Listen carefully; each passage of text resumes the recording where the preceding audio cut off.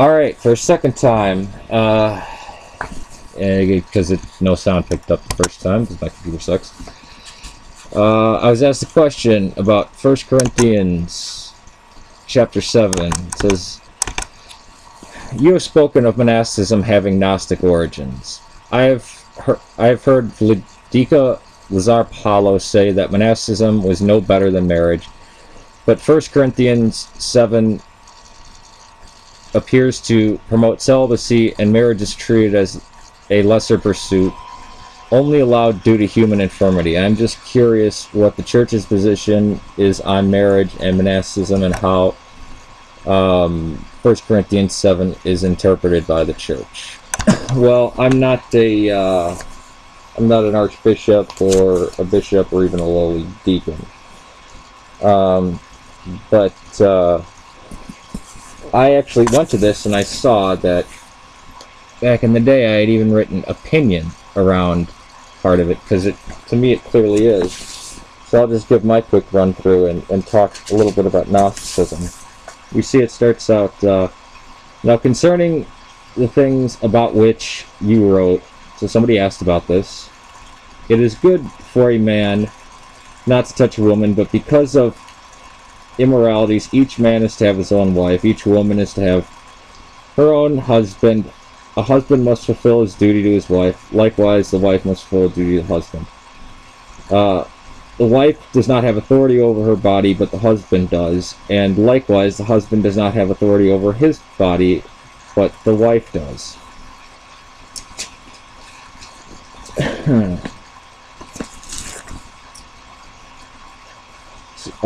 "Stop depriving one another, except by agreement for a time, so that you may devote yourselves to prayer, and come together again, so that Satan will not tempt you because of your lack of self-control.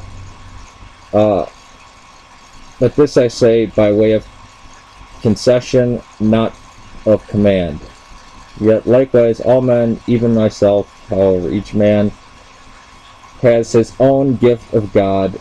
One is in this manner, and another in that. But I say, he says, I say, to be unmarried,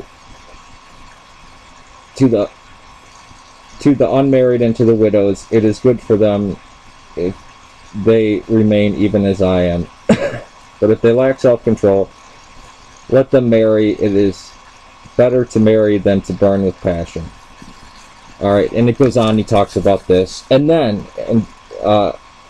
I circled it from verse 26 to the end of the to the end of chapter 7. And this was years ago before I was Orthodox. But let me start at 24.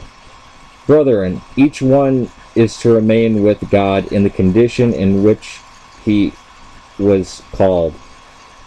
Now, concerning virgins, I have no command of the Lord, but I give an opinion as one who, by the mercy of the Lord, is trustworthy."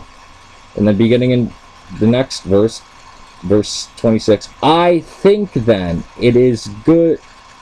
This is good in the view of the present time, the present distress, and it is good for a man to remain as he is."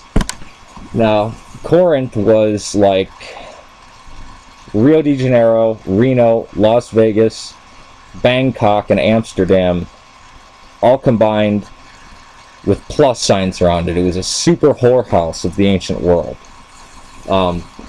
Corinth was known for this. You think it made Pompeii look like Disney World.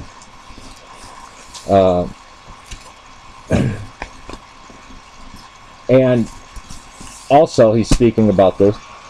You're in Corinth in the 1st century.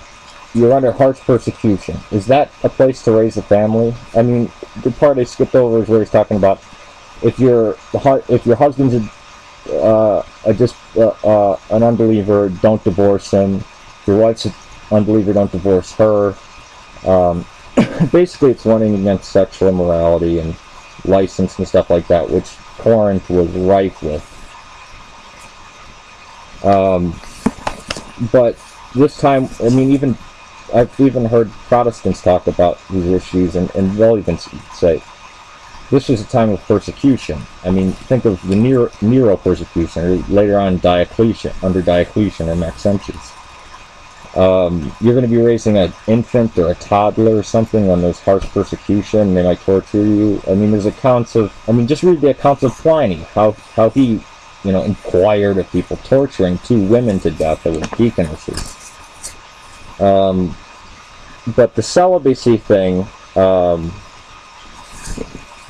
what I believe Archbishop Lazar speaks against, and I don't want to put words in his mouth, but is the monks that think that they're better than married people because they haven't had sex, which,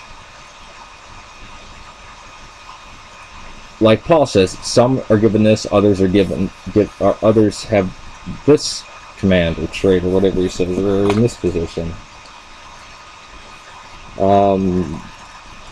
Each man has his own gift from God. Maybe one of them is bearing children. I mean, we're commanded, be fruitful and multiply. The Gnostic thing comes in, and Monasticism is not just celibacy.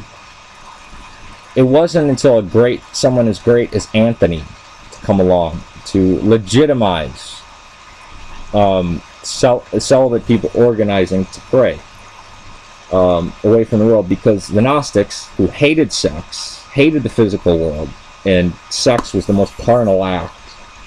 Not only was it carnally indulgent as they saw it, but it was, but it pulled souls from the pleroma and entombed them in the flesh body. So they would go out and deprive the flesh and mar the flesh because it was evil to try to escape it. It was just this horrible thing. The Gnostics were a group of celibate men that would retreat away from the world to pray to God and to gain secret knowledge and to better themselves. That's what early monastics appeared to be doing always. It's like, what do you do? That's Gnosticism. Now, to go away from the world for a while to seek solace in prayer and not to be having sex or anything, fine.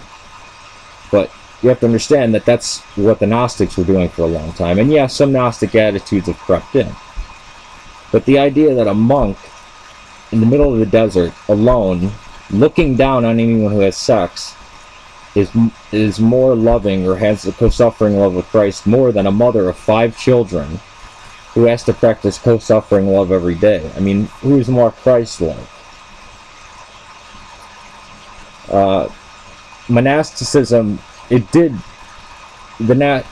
Gnostics were practicing it before, and they were elitists. And Archbishop Lazar, as well as myself, has met monks that were elitists that thought, oh, well, we're praying for all you horrible people who are just sluts who just like to have sex.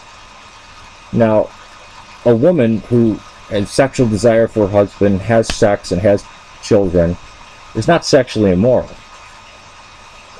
is not perverted at all. But what about somebody who burns with passion, as Paul says, if you're going to burn with passion, then get married so that you won't be tempted by Satan. What about somebody who believes that the road to salvation is to be celibate? They're out in a monastery and they're constantly plagued by their own lusts. Their celibacy can be, and I would say in that case, is perverted. They're perverted. That's a sexual perversion. No, go have kids, have a family. You obviously weren't called to do this. As if devoting hours in prayer is better than helping children or teaching children how to grow or being a mother to children. Isn't that a form of worship? Isn't that a form of prayer? Be fruitful and multiply. We're not Gnostics. We're not Docetists. We don't hate sex and the physical world, which I've spoken to a lot of monks. Many of them are great people. Many of them are. But some of them are elitists that think the human body is something filthy and that sex is filthy, and that definitely is Gnostic. So that's a short version of it, and I hope the sound is recorded on this. Peace to you, and thank you for the question, by the way. I appreciate it. Peace to you. May God save Serbia, Syria, and Ireland, and please pray for the Syrians.